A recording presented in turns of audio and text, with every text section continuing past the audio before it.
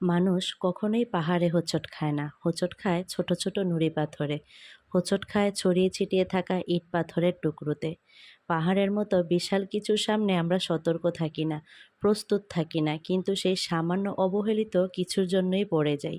জীবনের মতো সম্পর্কের পথও এমনই। একটি সম্পর্ক, সেটা প্রেম, বন্ধুত্ব, দাম্পত্য কিংবা পারিবারিক, কখনোই বড় কোনো ইস্যুতে হঠাৎ ভেঙে পড়ে না।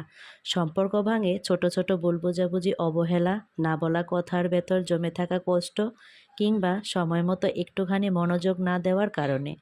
এই ছোট, ছোট বিষয়গুলো প্রথমে হয়তো তেমন গুরুত্ব পায় না।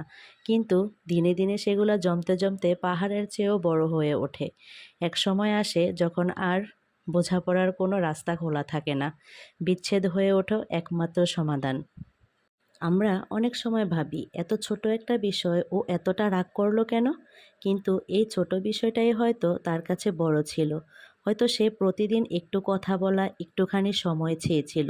হয়তো আপনার একটাই বাক্য বা অভিব্যক্ত তার মনে অনেক গভীর ক্ষত তৈরি করেছে।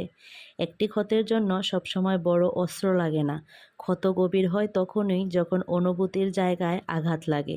তাই একটি সম্পর্ক টিকিয়ে রাখতে হলে বড় কিছু করার প্রয়োজন পড়ে না। প্রয়োজন পড়ে ছোট, ছোট যত্নের, সামান্য খেয়ালের, একটুখানি বোঝাপড়ার।